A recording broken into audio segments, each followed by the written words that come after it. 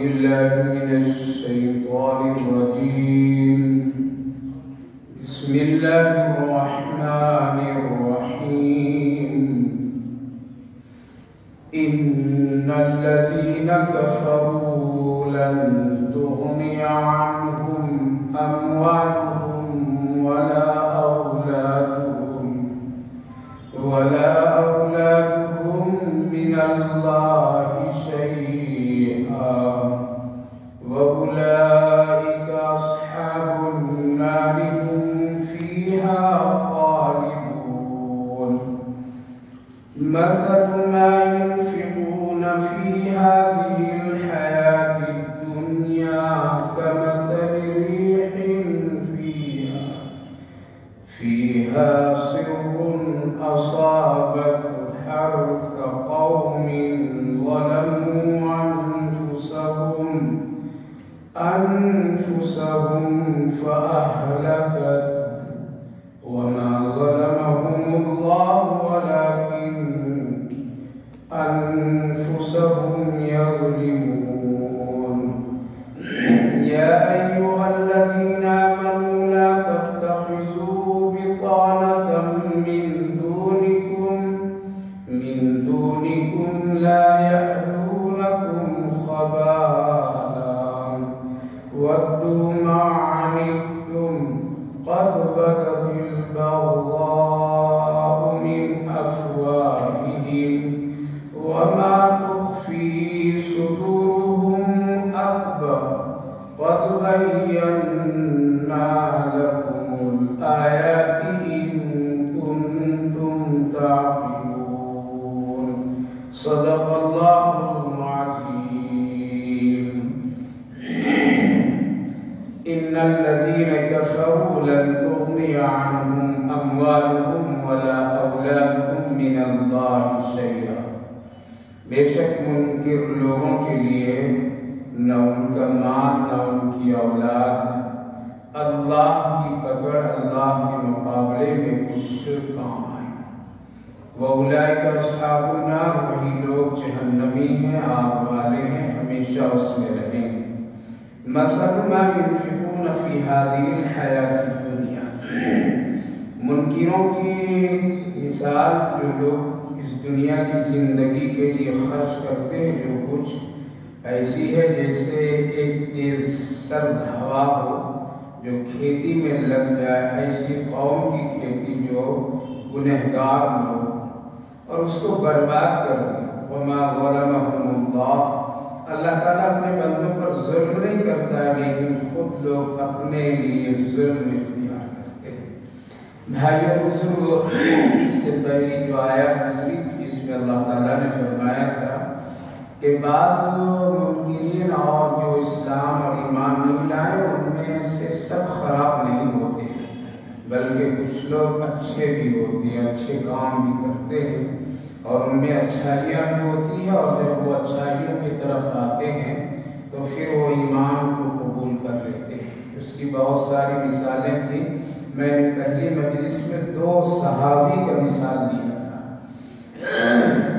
اب اس وقت میں جس آیت کریمہ کی تلاوت کیا یہاں پر اللہ تعالیٰ نے ان لوگوں کے متعلق اب یوں کہیے کہ سب کے لیے اس دنیا میں اگر کوئی آدمی کو گناہ غلط کام کرتا ہے، قتل کیا یا چوری کیا یا اور کوئی جرم ملک کے قانون کے خلاف کام کیا یا اور کسی چیز کو، تو ایک سہارا یہاں پر دنیاوی اعتبار سے کہ میرے پاس مال ہے، مال کے ذریعے سے میں بچ جاؤں گا، میری اولاد ہے، پڑھے لکھے لوگ ہیں، طاقتور ہیں، عہدے پر ہیں، وہ مجھے بچا لیں.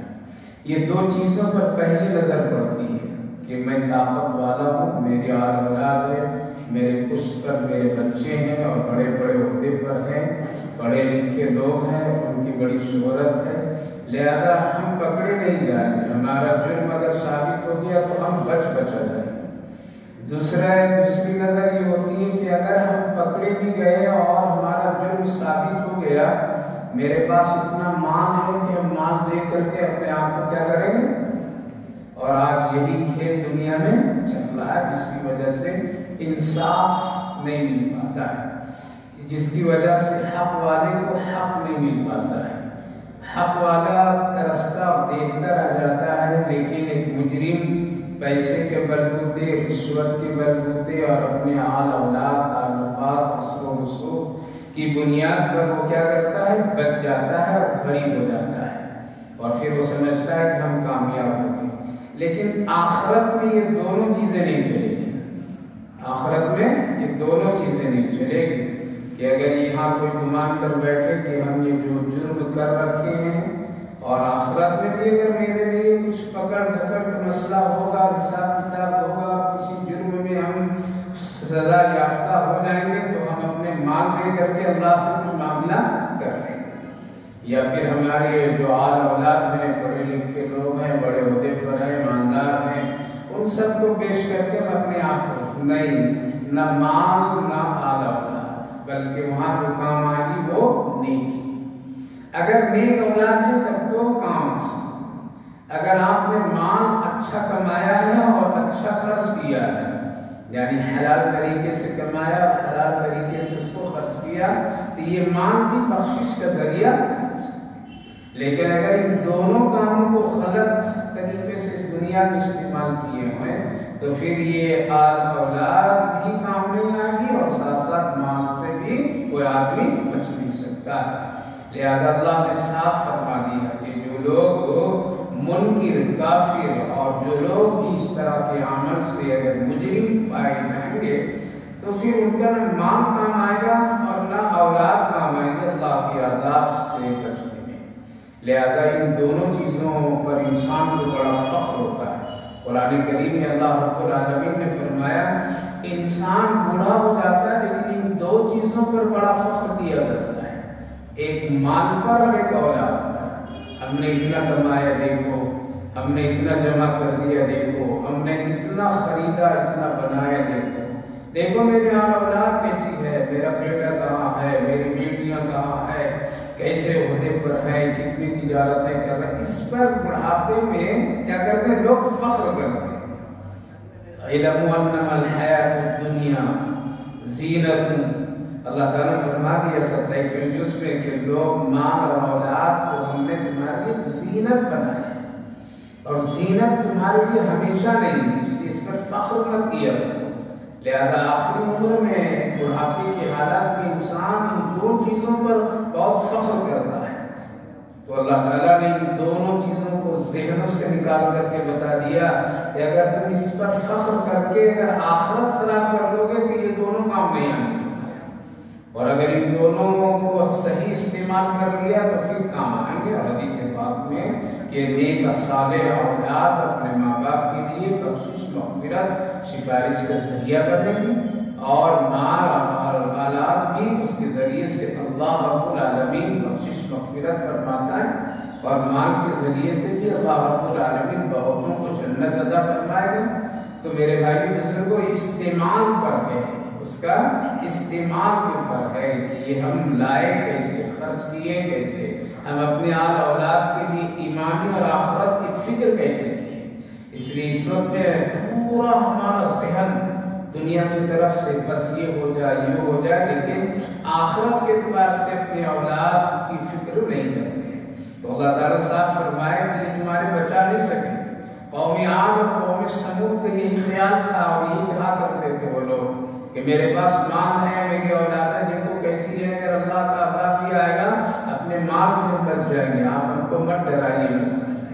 لیکن جب آیا تو نہ مال کام آیا نہ کچھ کام آیا. اور آپ دنیا میں بھی دیکھ لیجیے، اگر زلزلہ آ گیا تو پھر کچھ کام نہیں آیا، اگر کوئی حادثہ آ گیا تو کچھ کام نہیں آیا. تو نیکی کام آنے والی چیز ہے. اگر ایک نیکی آپ کی ہماری راہ خدا بندی میں قبول ہے تو وہ موت کے وقت میں بھی کام آئے، قبر میں بھی کام آئے، آخرت میدان محشر میں کام. حدیث پاک میں نبی اکرم صلی اللہ علیہ وسلم نے ارشاد فرمایا وہ نیکی تمہاری شکلوں میں دکھائی دے گی. اس میں شکلوں میں دکھائی دے گی، اور اس شکل کے ساتھ نیکیوں کو شکل اللہ عطا فرمائے گا تاکہ لوگ کو کیا منسیت اس سے ہو، اس سے مانوس ہو جائے، اس کا دل اس سے لگ جائے. اسی لیے حدیث پاک میں ہے کہ قبر میں جب فرشتہ سوال کرنے کے لیے آئے گا تو اس سے پہلے 2 فرشتے وہاں موجود ہوں گے. ان لوگوں کے لیے موجود ہوں گے، وہ نیک لوگوں کے لیے موجود 2 فرشتے موجود ہوں گے. ایک سر کی طرف کھڑے ہوں گے اور ایک پیر کی طرف کھڑے ہوں گے. جب یہ داخل ہوں گے سوال کرنے کے لیے، یہ 2 فرشتے نظر آئے گے، پوچھیں گے بھائی میرے سے پہلے آپ کون ہیں؟ وہ مردہ بھی جب زندہ ہوگا تو پوچھے گا کہ آپ کون ہیں؟ تاکہ آپ ہی کا آدمی، باقی میرے رشتے میں کوئی تو آپ دیکھے نہیں گئے، کبھی ملاقات بھی نہیں ہوئی، کبھی دیکھا بھی نہیں، پہچان بھی نہیں. تو ایک کہے گا کہ میں تہجد کی نماز، ایک کہے گا کہ میں فجر کے بعد قرآن کی تلاوت ہوں. کیا ہوں؟ فجر کے بعد قرآن کی تلاوت ہوں. سر پر کھڑا ہونے والا فرشتہ کہے گا کہ میں تہجد کی نماز ہوں. پیر کی طرف کھڑا ہونے والا فرشتہ کہے گا کہ فجر کے بعد قرآن کی تلاوت ہوں. تم نے جب یہ کام کیا ہے تو اللہ نے مجھ سے فرمایا جاؤ تیرا ساتھی اس وقت تنہا ہے قبر میں، اس کے کوئی رشتہ دار نہیں، وہ اس وقت ہو سکتا ہے گھبرا کر کے صحیح جواب نہ دے سکے. اللہ کتنا بڑا اللہ کریم اور رحیم ہے. اس مہربان مولا کو ہم لوگ بھول بیٹھے ہیں. اس اللہ کو جو ہمارا اتنا خیال قبر کی تنہائی میں بھی رکھتا ہے، اس کو آج ہم لوگ بھول رہے ہیں. لہذا اللہ نے مجھے بھیج دیا کہ اپنے ساتھی کو تسلی دے دو، اس کو دل جوئی کرو اور اس کو ذرا سا حوصلہ دے دو تاکہ وہ سوال اور جواب میں پریشان نہیں ہو. ظاہر ہے کہ جب امتحان ہو اور امتحان لیا جائے اور کوئی بڑا آدمی پڑھا لکھا اگر ہمارے سامنے ہو جائے تو ایک حوصلہ ملتا ہے، ایک حوصلہ آدمی کے اندر میں پیدا ہو جاتا ہے. کیا ہے تو میرے بھائی بزرگوں، یہ نیکیاں شکلوں میں دکھائی دے گی. لہذا وہ فرشتے ان دونوں کو دیکھ کر کے کہیں گے اب سوال جواب کا مسئلہ ہی نہیں رہا، پہلے سے اس کا معاملہ کیا ہو گیا ہے. جب اللہ نے پہلے بھیجا ہے تو اللہ اس کا رب ہے اور یہ اسی کا جواب ہے. تو میرے بھائی بزرگ عرض کرنا ہے کہ نیکی کام آئیں گی اعلی اولاد، اس لیے اپنی زندگی میں نیکیاں کام کیجیے، اپنی زندگی میں محنت تھوڑی نیکی پر کر لیجیے. جتنی آج محنت اعلی اولاد کی فکروں میں 24 گھنٹے ہم لوگ لگا دیتے ہیں اور جتنا ہم اس کے اوپر فخر اور غرور اور اس کے ناز و نخرے کو برداشت کرنے کے لیے سب کچھ کر دیتے ہیں، کبھی کبھی اللہ کے بھی نخرے کو برداشت کیجئے. تہجد پڑھیے، فجر کی نماز پڑھیے، قرآن کی تلاوت کیجئے تاکہ کل قبر کی تنہائی میں وہ نیکی شکلوں میں نظر آ جائے. تو کام نیکیاں ہیں، باقی دنیا کا کوئی کام آنے والے چیز نہیں ہے. تو اللہ فرمایا کہ وہاں نہ مال نہ اولاد کا بنائیے، اس لیے اپنے اولاد کو بھی نیک بنائیے اور اپنے مال کو بھی نیک اور پاک بنائیے. یہ جب دونوں چیزیں ہوگی تو آخرت بہت آسان ہو جائے گی. آگے اللہ فرمایا کہ اس دنیا میں اگر نافرمانی کے ساتھ، گناہوں کے ساتھ، فضول خرچیوں کے ساتھ، شریعت اور دین کے مرضی اور حکم کے خلاف اگر کوئی آدمی مال خرچ کرتا ہے، بہت کھاتا پیتا اڑاتا موج و مستی خوب کرتا ہے، تو اللہ فرمایا اس کی مثال ایسی ہے کہ جیسے ہے ایک شخص کی کھیتی بڑی اچھی تیار ہو گئی ہو اور اچانک سرد ہوا، برف والی ہوا اور اس پر آ کر کے اس کھیتی پر برف پڑ جائے تو پھر کھیتیاں کیا ہو جائے گی؟ خراب ہو جائے گی. تو اس کی مثال ایسی ہے کہ وہ خوب کھایا، خوب اڑایا، مزے کیا، لیکن آخرت اس کی چلی گئی. لہذا کچھ بھی اس کا مال کام نہیں آیا، بس ہوا میں چلا گیا. اس لیے اپنے مال سے بھی آخرت بنائیے اور اپنی زندگی، اپنی محنت سے بھی نیکی کما لیجیے تاکہ کام آئے. آگے کہا کہ جو بہت اہم ہے، یا ایھا الذین آمنوا لا تتخذوا بطانة من دونکم لا یألونکم خبالا. اس دنیا میں بہت ساری قومیں رہتی ہیں، ان قوموں میں یہود اور نصارہ کو قوم بڑی مشہور قوم ہے. یہود اور عیسائی جس کو کہتے ہیں کہ بہت مشہور قوم، تیسری قوم کفر. لیکن ان دونوں کے بارے میں قرآن کریم میں اللہ نے بہت آگاہی عطا فرمایا ہے، بہت ہی چوکنا رہنے کا حکم دیا ہے مسلمانوں کو، بہت ہی اس سے ہوشیاری کے ساتھ اس سے ملنے جلنے رہنے سہنے معاملات کا حکم دیا ہے. اس لیے جگہ جگہ اتنی وضاحت کے ساتھ میں کسی دوسری قوم کے سلسلے میں اللہ نے نہیں فرمایا جتنی وضاحت کے ساتھ اس قوم کے بارے میں اللہ نے فرمایا۔ سورہ مائدہ میں اگر اٹھا کر کے دیکھیں گے تو جگہ جگہ اللہ نے فرمایا اس سے دوستی مت کرنا، اس سے اپنی قربت اپنی رازداری مت رکھنا۔ لہذا نام لے کر کے، اگر نام نہیں لیا جاتا تو نہیں کہا جاتا، لیکن نام لے کر کے اللہ نے ذکر فرمایا ہے، اس لیے کہ بہت نقصان اس سے ہوا ہے اسلام کو، اور آج تک کہ اسی قوم سے اسلام کو نقصان پہنچ رہا ہے، اور لوگ پہنچا رہے ہیں۔ وہ ان کا پہنچانا اس طرح سے جیسے دوستی کے لائن سے ہے، دشمنی کے لائن سے ہے۔ کفر کا پہنچانا دشمنی کے لائن سے ہے، وہ واضح ڈنکے کی چوٹ پر کر رہا ہے۔ اور اگر چور چوری کرنے کے لیے آئے اعلیٰ اعلان تو آدمی ہوشیار ہو جاتا ہے، لیکن اگر کوئی دوست رشتہ داری بن کر کے آئے تو پھر بہت مشکل ہوتا ہے اس سے بچنا۔ لہذا یہی فرق ہے، اسی لیے قرآن کریم میں اس قوم کے سلسلے میں بہت ہی چوکنا رہنے کا حکم اللہ نے دیا ہے۔ فرمایا یا ایھا الذین آمنوا لا تتخذوا بطانة من دونکم لا یألونکم خبالا۔ اے ایمان والو، تم اپنے کو چھوڑ کر کے اس کو رازدار نہیں بنانا، یعنی مسلمانوں کو چھوڑ کر کے اس کو اپنا رازدار نہیں بنانا، یہود و نصارہ کو اپنا رازدار نہیں بنانا، چاہے انفرادی ہو یا اجتماعی ہو یا دینی ہو یا ملی ہو، کسی بھی طرح معاملات الگ بات ہے، تجارت کا الگ معاملہ ہے، رہن سہن کا الگ معاملہ، اخلاق کا الگ معاملہ ہے، لیکن راز ایک ہوتا ہے، وہ راز اس سے کبھی بھی نہیں رکھنا، اس سے کبھی بھی اس کا دل تیرے سلسلے میں کبھی بھی پاک نہیں۔ یہ کون فرمایا؟ یہ کسی مفتی نے نہیں فرمایا، کسی فتویٰ دینے والے نے فتویٰ نہیں دیا، یا کوئی علماء اپنی کوئی حسد اور کسی بغض سے نہیں کہہ رہا، وہی کہہ رہا ہے جو پیدا کرنے والا رب نے کہا لا تتخذوا بطانة من دونکم لا یألونکم خبالا۔ اپنا رازدار ان کو نہیں بنانا، کبھی بھی نہیں بنانا اپنے لوگوں کو چھوڑ کر کے۔ کیوں؟ یہ تمہارے سلسلے میں کبھی بھی کوتاہی نہیں کرتے نقصان پہنچانے میں، جہاں جب جیسا چھوٹا بڑا کسی طرح سے بھی نقصان پہنچانے کے ان کو اگر مل گیا تو پہنچا ہی کر کے رہے گے۔ اللہ فرما رہا پہنچا ہی کر کے رہے گے۔ وَقْتُمْ عَنِتُمْ، یہ کبھی نہیں چاہتے کہ تم خوش رہو، کبھی نہیں چاہتے کہ تم اچھا رہو، کبھی نہیں چاہتے یہ کہ تم بھلا رہو، کبھی یہ نہیں چاہتے تم مل جل کر کے رہو، محبت سے رہو۔ یہ واقعات ہو چکے ہیں۔ نبی اکرم صلی اللہ علیہ وسلم کے زمانے میں اوس اور خزرج، یہ دو قوم یہود و نصارہ کی تھی۔ جب یہ قوم اور یہ لوگ سب اسلام لے آئے، قبول کر لیے اور پھر اپنے لوگوں سے محبت اخوت کے ساتھ ملنا جلنا، لیکن وہ لوگ اتنی محبتیں پیش کرنے کے باوجود بھی وہ دشمنی کر لیتے تھے۔ خود نبی اکرم صلی اللہ علیہ وسلم میں اتنے مشفق مہربان اور ان کے لیے بہت ساری سہولتیں مدینہ میں پہنچاتے تھے، پھر بھی دشمنی کرتے تھے۔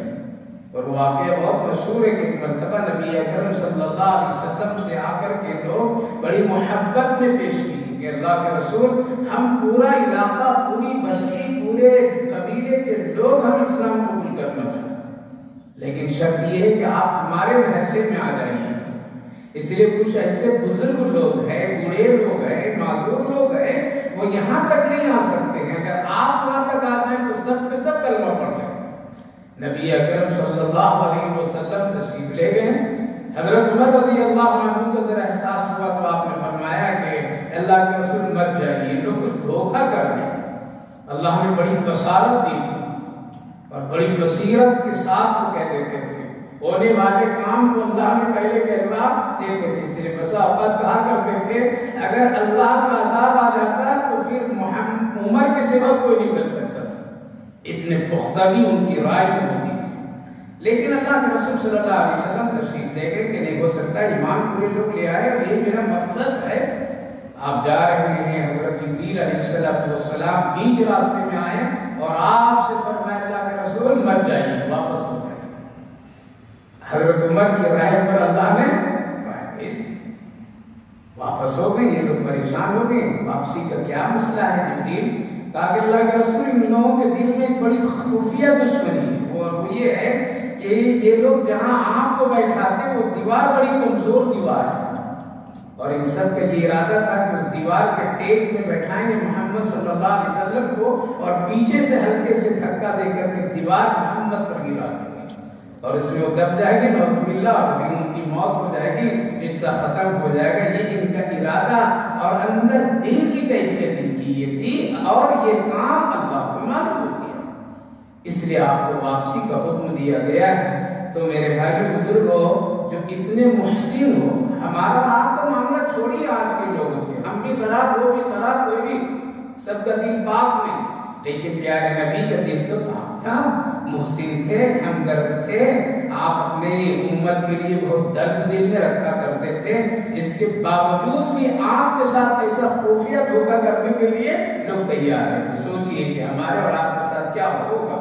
لہذا اللہ رب العالمین خود فرمایا وَلَا يَحْمُونَكُمْ، وہ چھپتے نہیں ہیں، تم کو دھوکہ پہنچانے کے لیے، تکلیف دینے کے لیے وہ حربے اختیار کرتے ہیں، وہ سازشیں کرتے ہیں، تیاری کرتے ہیں، موقع تلاش کرتے ہیں، وہ خوب کرتے ہیں، یہ اللہ فرما رہا ہے، وہ کرتے ہیں، خوب کرتے ہیں، اور یہ تو کبھی کبھی زبان سے بھی کہہ دیتے ہیں، موقع آ گیا تو زبان سے بات نکل جاتی ہے تو پکڑے جاتے ہیں، نہیں تو دل میں جو چیزیں چھپی ہیں وَمَا تُخْفِي صُدُورُهُمْ أَكْبَرُ، وہ تو بہت بڑی دشمنی ہے، وہ تم نہیں جانتے، وہ کون جانتا ہے؟ اللہ جانتا ہے۔ کتنے کی دوستی گہری کر لیجئے وہ موقع چکا ہی لیتے ہیں۔ ہمارے استاد ایک قصہ سنایا کرتے تھے کہ تینوں مذہب کے دوست تھے، کتنے؟ تینوں مذہب کے دوست تھے، مسلمان بھی، عیسائی بھی، یہودی بھی، تینوں بڑے یار تھے، جہاں جاتے تھے تینوں، جہاں رہتے تھے تینوں رہتے تھے، کھانا پینا تجارت معاملہ سب۔ ایک مطلب لمبے سفر میں تینوں نکل گئے، ایک ایسی بستی میں پہنچے جہاں ان کا کھانا پینا مشکل، کچھ مسلمان لوگ تھے، مسلمان دیکھ کر کے رحم کھائے، کہا کہ مسافر لوگ ہیں، چلو کچھ کھلا، لہذا ایک پیالے میں کچھ کھانا، میٹھا کھانا پیش کر دیے، بھائی تم لوگ تینوں مل کر کے کھا لینا، تو مسافر ہو تینوں مل کر کے کھا لینا۔ تو یہ دونوں ایک طرف ہو گئے، مسلمان بھائی کو ایک طرف کر دیا تاکہ بھائی تھکے ہوئے سو جاؤ، سونے کے بعد میں کھائیں گے، لیکن ایک شرط یہ کہ دیکھیں گے جو اچھا خواب دیکھے گا وہی پورا کا پورا کھا لے گا، جو اچھا خواب دیکھے گا وہی پورا کا پورا کھا لے گا۔ اگر تینوں گائے تھوڑے تھوڑے پیٹ بھی نہیں بنے گا، اس لیے ایسے کریں گے جس کا خواب اچھا وہی پورا کھانا کھا لے، پورا میٹھا کھانا، یعنی گویا کہ کھیر ہے کھا لیں گے۔ سو گئے سب، وہ لوگ دونوں سوچ رہے تھے کہ مسلمان بھائی سو جائے گا تب لوگ خواب اپنا بتائیں گے، مشورہ کر لیے، اٹھے آ کے اپنا اپنا خواب بولو، تو ایک نے بولا کہ ارے آج عجیب خواب، حضرت جبریل آئے مجھے دوسرے آسمان پر لے گئے، حضرت عیسیٰ علیہ السلام سے ملاقات کرا دی، کتنا اچھا خواب، جبریل آئے دوسرے آسمان پر اور پھر حضرت عیسیٰ سے، تو میرا خواب بہت اچھا۔ تو یہودی بھائی نے کہا کہ میرا خواب تم سے بھی اچھا، میرے کام میں حضرت جبریل آئے تھے، کوئی دور پر لے گئے حضرت موسیٰ سے ملاقات کریں گے، دیکھا میرا خواب بہت اچھا۔ تو ان دونوں کے خواب اچھے، بیچارہ سیدھا سادہ مسلمان ہے، کیا بولے، لیکن اللہ نے اس کو بھی توفیق نہیں دی، اس نے کہا کہ وہی حضرت جبریل میرے پاس آئے تھے اور انہوں نے کہا کہ اللہ کا حکم ہے جلدی سے پورا کھانا تم کھا لو۔ تو جب حضرت جبریل نے مجھے اٹھا کر کے پورا کھانا کھلا دیا، وہ بھی اللہ کا حکم، تو اللہ کا حکم توڑ نہیں سکتے تھے، اس لیے مجھے پورا کھا لیا بھائی، اللہ کا حکم، کہا کہ کچھ بھی نہیں بچائے گا، کہ اللہ جب پورا کھانے کے لیے کہا تو کیا کریں گے ہم؟ تو چالاک مسلمان اللہ نے ان کو بھی یہ ہوشیاری، تو کہنے کا مطلب یہ لطیفہ ہے، لیکن دیکھیے آدمی کہاں تک سے نقصان پہنچانے کی کوشش میں رہتا ہے، عبرت ہے۔ تو میرے بھائی بزرگ کتنا بھی کر لیجیے، وہاں ایک دل میں جو چھپی ہوئی دشمنی، چھپی ہوئی عداوت، چھپی ہوئی جو خرابی، وہ کوئی صاف نہیں کر سکتا ہے۔ تو اللہ خود فرمایا کہ وہ کبھی بھی تمہارے لیے بھلا نہیں چاہتے، یہ کبھی بھی چکتے نہیں تجھے نقصان پہنچانے سے، اسی لیے کبھی کبھی زبان سے وہ باتیں نکل جاتی ہیں، اور کبھی کبھی وہ باتیں جو دل میں دشمنی چھپی ہے میرے بندو تم نہیں جانتے ہو، اس کو میں جانتا ہوں۔ اسی لیے جب نبی اکرم صلی اللہ علیہ وسلم پر وحی آتی تھی اور بتا دیا جاتا تھا تو وہ لوگ کیا کرتے تھے معلوم؟ موٹے موٹے کپڑے پہن کر کے آتے تھے سینے پر. ارے میرے سینے کی دل کی بات محمد نے ہم دیکھا لہٰذا جتنا موٹا کپڑا پہنیں گے تب دل کی بات کی خبر کو نہیں لے سکے گا. الا انہم یسنون صدورہم لیستخفوا منہم الا حین یستخفون ثیابہم. 11ویں پارے کے آخری آیت میں یہی حکم اللہ فرمایا تم موٹا کپڑا پہن لو یا کیسا کہہ لو علیم بذات الصدور تیرے دل کی بات میں جانتا ہوں. تو میرے بھائی بزرگوں ہمیشہ دوستی ہمیشہ اپنا معاملہ بہت ہوشیاری کے ساتھ رکھنا چاہیے. خاص کر کے اسلام اور ایمان کے رازدارانہ گفتگو ان سے کبھی بھی نہیں کرنا چاہیے. تجارت کیجیے محبت سے پیش آئیے کھلائیے پلائیے سب کچھ ہے لیکن وہ کام جس کے ذریعے سے امت کو نقصان پہنچ جائے ایمان کو نقصان پہنچ جائے جس سے آپ کے مذہبی شناخت ختم ہو جائے ایسی چیز اس سے کبھی بھی شریک اور اس کو کبھی بھی اپنانے کی کوشش نہیں کرنی چاہیے. اللہ تعالیٰ فرمایا تخفی صدورہم اکبر.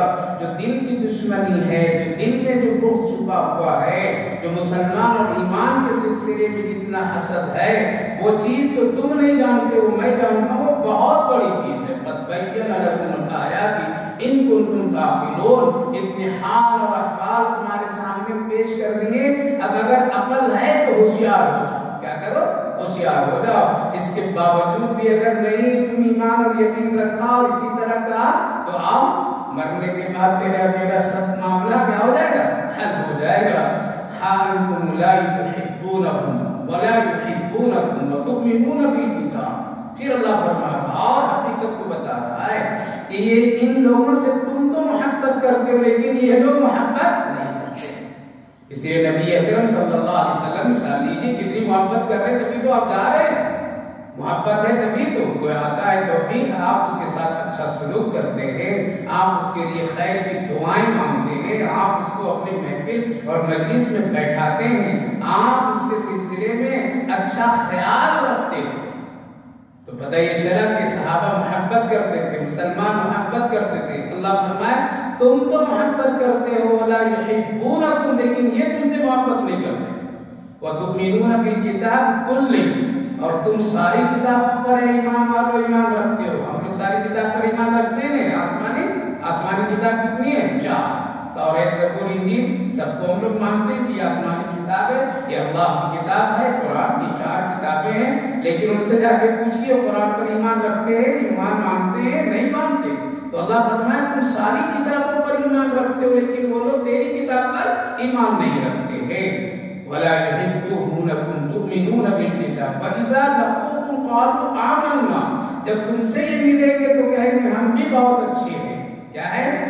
آمنا ہم ایمان لائے محمد صلی اللہ علیہ وسلم. لیکن وَإِذَا خَلَوْا عَضُّوا عَلَيْكُمُ الْأَنَمِنَ مِنَ الْغَيْظِ. لیکن جب یہ تنہائی میں ہوتے ہیں تو بہت افسوس کرتے ہیں کہ کتنا جلدی ایمان بڑھ رہا ہے اسلام بڑھ رہا ہے کیوں ترقی کر رہا ہے کیسے نقصان پہنچایا جائے کیا کیا جائے. یہ لوگ بہت آپس میں تل ملا جاتے ہیں.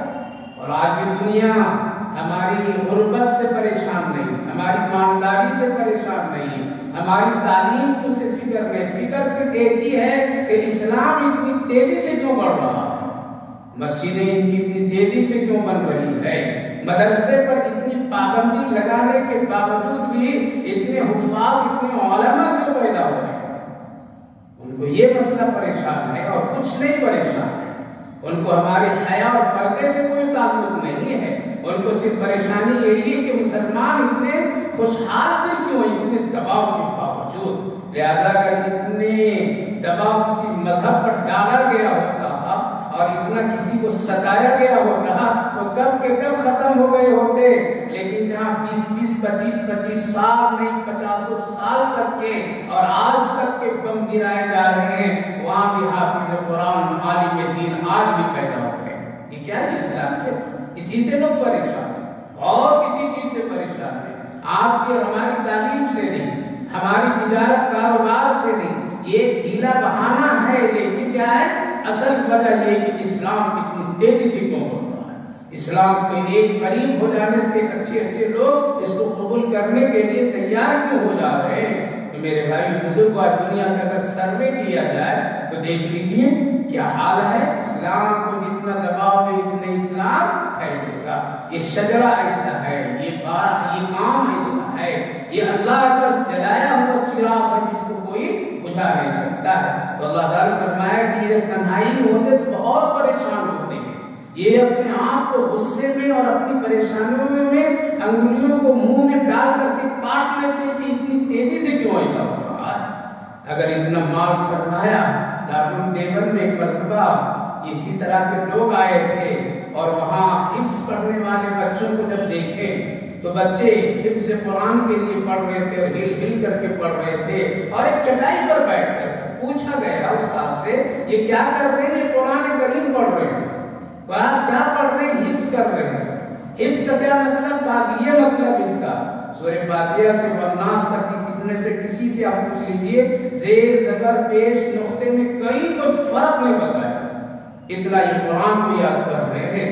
دوسرے نے کہا ہم تو اس کو مٹانے کے پیچھے اربوں خربوں لگا رہے ہیں اور یہ چٹائی پر بیٹھ کر کے اتنے بڑے کام یہ لوگ کر رہے ہیں، لہذا اس کتاب کو کوئی بھی مٹا نہیں سکتا ہے.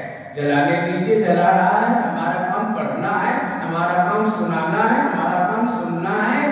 ارے قرآن اس ہندوستان میں، اسی ملک میں اللہ اکبر اتنا قرآن جمع کیا گیا کہ جمنا کی ندی جو دلی میں ہے اس میں اتنا ڈالا گیا کہ اس پر راستے لوگ بنا دیے، گاڑیاں چلتی تھی اس پر، جانور چلتے تھے اس پر. یہ سوچ کر کے کہ قرآن اس ملک سے ختم ہو جائے گا تو مدرسے بھی ختم ہو جائیں گے. میرے بھائی بزرگوں، یہ اسلام اللہ کا دین ہے، یہ قرآن اللہ کی کتاب ہے. مسئلہ یہ ہے کہ ہم لوگوں نے اس کو راستہ آنے کے دیا ہے. بس جس دن ہم اپنے راستے پر ہمیشہ چلیں گے اس راستے پر کوئی دوسرا نہیں آنے کی کوشش کرے گا. تو اللہ صاف فرمائے وَإِذَا خَلَوْا عَضُّوا عَلَيْكُمُ الْأَنَمِنَ مِنَ الْغَيْظِ قُلْ مُوتُوا بِغَيْظِكُمْ. اللہ بھی بڑی عجیب شان کی بات کہتا ہے. کیا فرمایا؟ اے میرے محبوب کھلے طور پر میں کہہ دیجیے تم غصے سے مر جاؤ یا کچھ بھی ہو جاؤ، یہ ایمان اسلام مٹنے والا نہیں ہے. قُلْ مُوتُوا بِغَيْظِكُمْ ایک جملے پر اگر غور کریں کتنی طاقت ہے اس کے اندر. ابھی کون فرمایا؟ اللہ کہہ دیجیے صاف صاف غصے میں کچھ بھی کر لو، مر جاؤ، ہلاک ہو جاؤ، کوشش کرتے کرتے، لیکن کچھ بھی نہیں ہوگا، کچھ بھی نہیں ہوگا، تم مٹا نہیں سکتے. قُلْ مُوتُوا بِغَيْظِكُمْ إِنَّ اللَّهَ عَلِيمٌ بِذَاتِ الصُّدُورِ. اللہ جانتا ہے تمہارے دلوں کے حال کو، تمہارے دلوں کی باتوں کو خوب اچھی طرح جانتا ہے. لہذا آج اسلام سے دشمنی کرنے والوں کے حال ظاہری ہم دیکھ رہے ہیں، لیکن اندر جو خفیہ ان کا معاملہ ہے وہ کون جان رہا ہے؟ اللہ جان رہا ہے. ایک آیت میں اور اللہ نشان ان تمسسکم حسنۃ تسؤہم. ان لوگوں کا اندرونی معاملہ، اخلاقی معاملہ کہہ دیجئے یا ان کی سوچ سے کہہ دیجئے کیا ہے کہ جب تم کو کوئی تکلیف پہنچتی ہے تو یہ لوگ بڑے خوش ہوتے ہیں، اچھا ہوا. ان تمسسکم حسنۃ. اور اگر کوئی تم کو اچھائی پہنچتی ہے تو ان لوگوں کو بہت برا لگتا ہے، کیوں ہو گیا یہ، کیوں ایسا ہو گیا، یہ کیوں کامیاب ہو گئے. ان کو بڑی پریشانی ہوتی. وَإِن تُصِبْكُمْ سَيِّئَةٌ يَفْرَحُوا بِهَا. اور اگر تم کو کوئی مصیبت پہنچتی تھی تو بہت خوش ہوتے ہیں. اس کی ایک مثال یہ تھی کہ جب وہ بدر کے موقع پر میں کیا ہوا، جب مسلمان کامیاب ہو گئے تو ان کو بہت پریشانی، اور احد میں کچھ صحابہ شہید ہو گئے تو یہ خوش ہونے لگے. دیکھا ہم لوگ کتنی ہوشیاری سے واپس ہو گئے، لوٹ گئے، بچ گئے، اور دیکھو جو لوگ گئے وہ یہ ہو گئے، خوش ہونے لگے. کبھی مسلمانوں کی ناکامی پر یہ لوگ جشن مناتے تھے. آج بھی وہی حال ہے. اس لیے ان کی فطری چیز کو اللہ بیان کر دیا ہے. وَإِن تُصِبْكُمْ سَيِّئَةٌ يَفْرَحُوا بِهَا. لہذا اس کا علاج کیا ہے؟ سڑک پر آنا، احتجاج کرنا، وہ ہنگامہ کرنا. اس کا علاج اللہ نے دو چیزوں میں رکھ دیا قرآن میں. ان تصبروا وتتقوا. تو متقی پرہیزگار بن جاؤ، صبر کرو.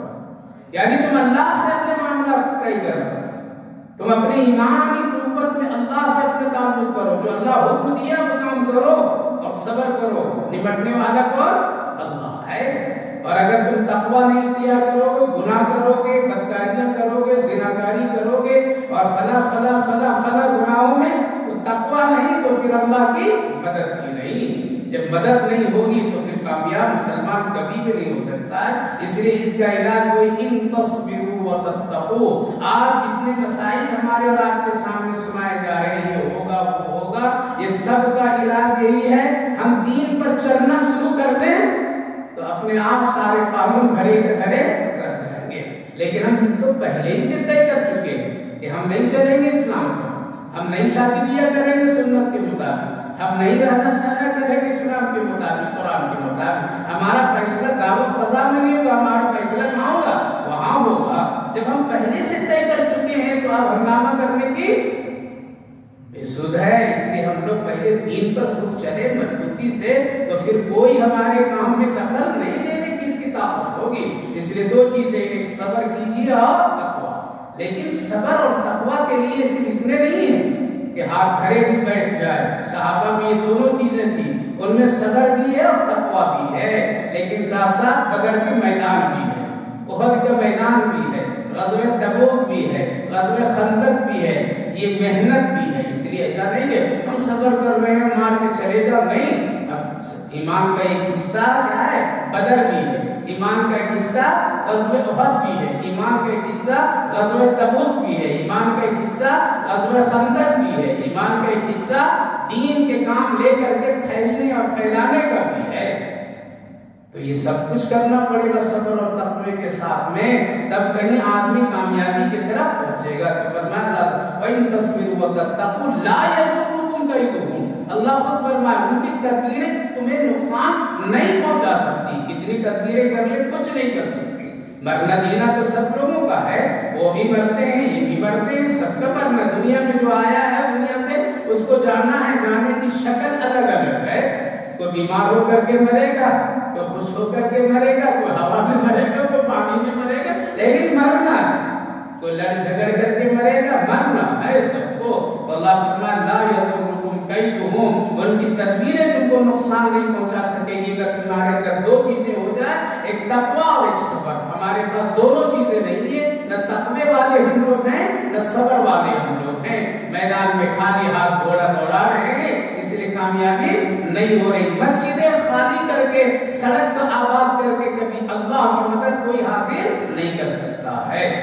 پہلے مسجدیں بھرنی پڑے گی تب کہیں ہم کامیاب ہو سکتے ہیں. تو اللہ فرمایا ان اللہ بما یعملون محیط. اللہ تعالیٰ خوب جانتا ہے, اس کے احاطے میں ساری چیزیں, اس کے علم میں ساری چیزیں, کب کیا کیسے کرنا.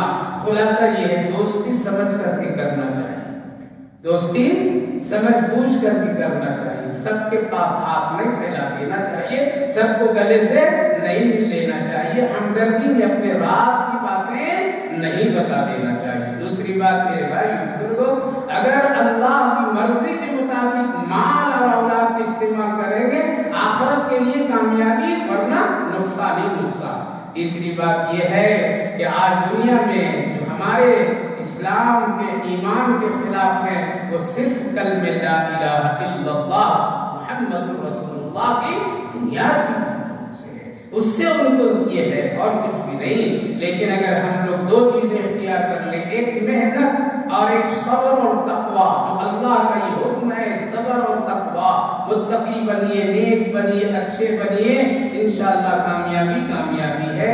اور اللہ رب العالمین ایسے ہی قوم, ایسی جماعت کو کامیاب کرتا ہے.